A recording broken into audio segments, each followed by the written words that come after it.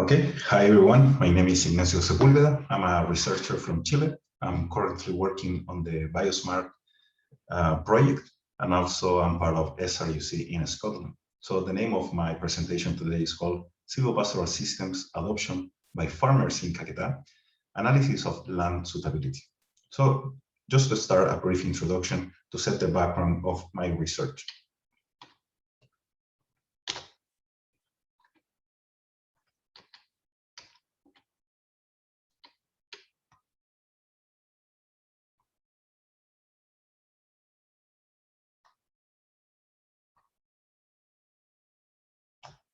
Okay, just a brief introduction.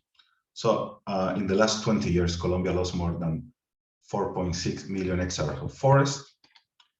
Over the last 20 years, Caqueta, a department in the Colombian Amazon, has lost more than 680,000 hectares of forest, representing 43% of the national forest loss. This is mostly due to the expansion of the agricultural frontier. Also, the Colombian government is committed to the reduction of emissions, trying to reach above to net zero carbon in the near future.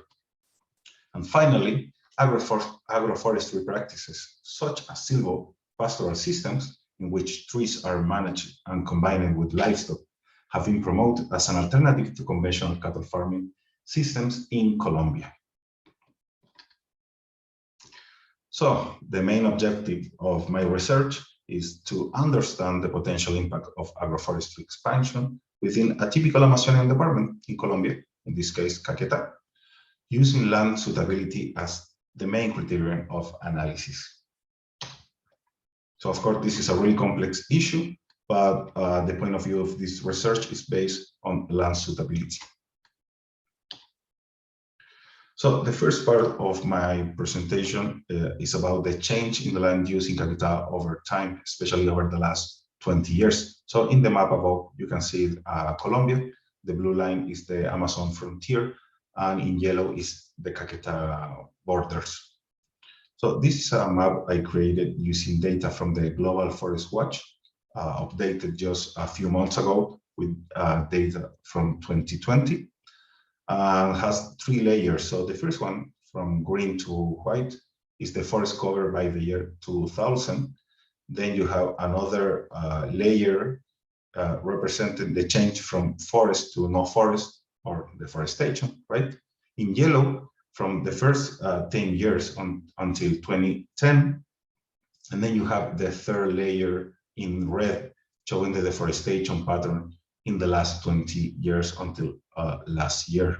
So you can see clearly that deforestation is moving from the central region in Caqueta to the deep into the Amazon.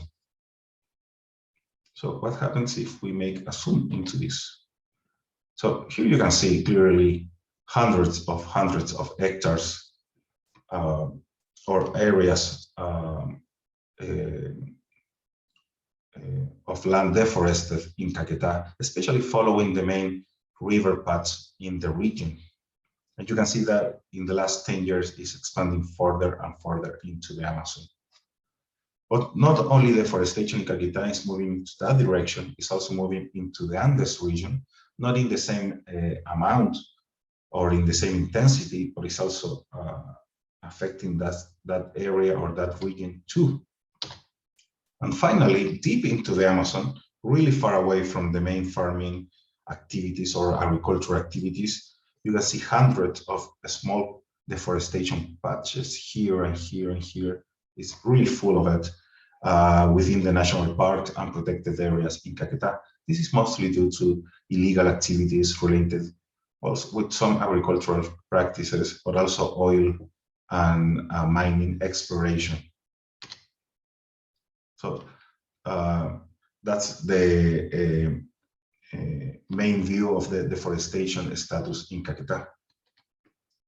Why is that important to analyze the deforestation pattern? Because according to this research from Mora and Pierce from 2018, around 70% of the land use change in Caqueta is related with agricultural practices. So at the end, most of the deforestation you can see here is moving forward into the Amazon by expanding the agricultural frontier. Let's move to the second part of my research.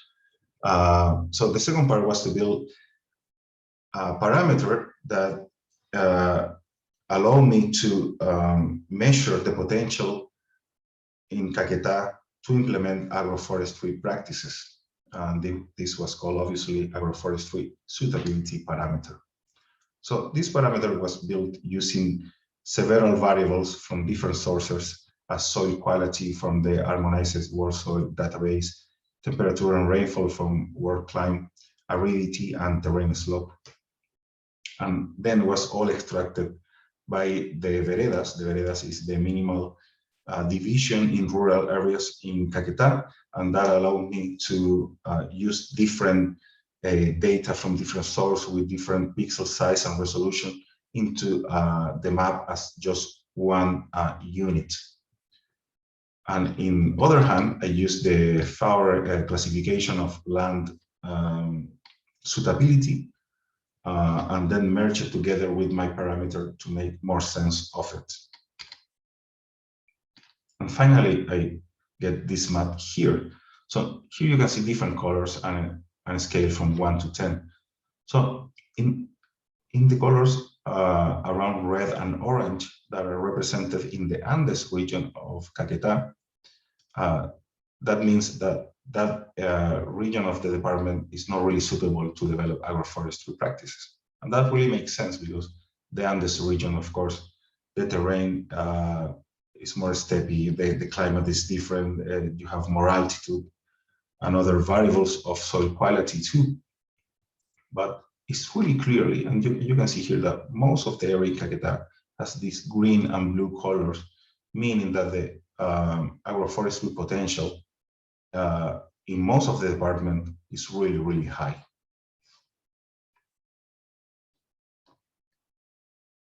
And also you can see some pictures to give it more context to the map. So this is like the typical finca or farm in Caqueta, and I'm saying that in this kind of landscape you can develop agroforestry practices or have a high potential at least to develop it.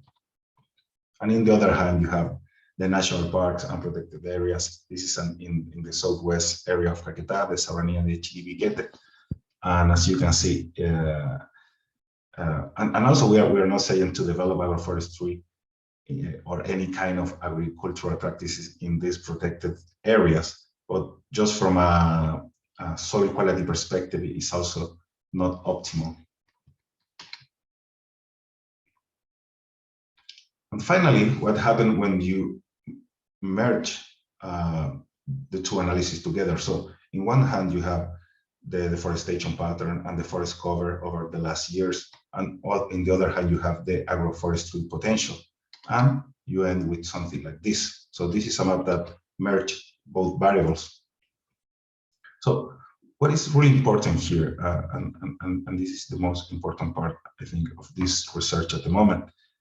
So what you're seeing here in this color here, so it's like a grain, a light blue or greenish, right?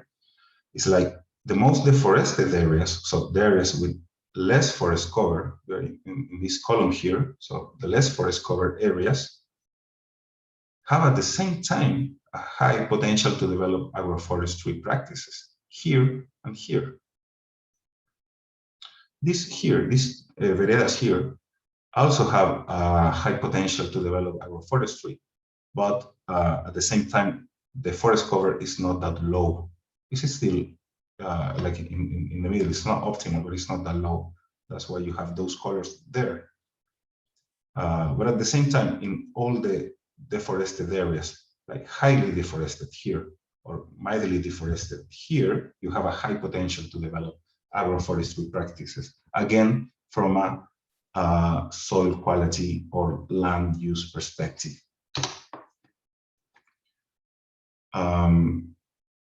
But then again, we did a prediction for the next 10 years if the current trend continues into the future. So if farmers or politicians don't adopt this kind of more sustainable practices.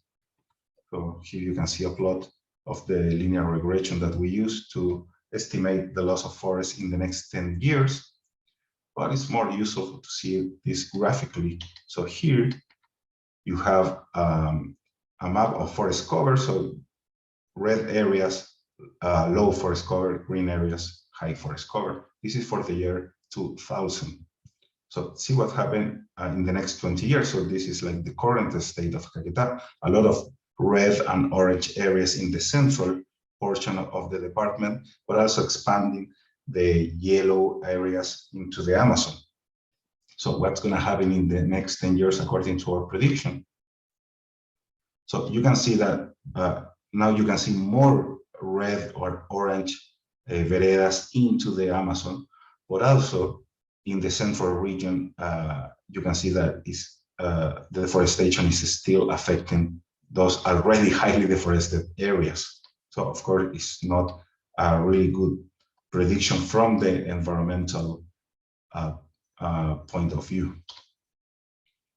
So our prediction between 2021 and 2030 is estimated to be around 12,000 kilometers square, of which around 7,000 kilometers square of forests are predicted to be changed for pasture, releasing a really massive amount of carbon in that period, reaching over 466 megatons of CO2 equivalent.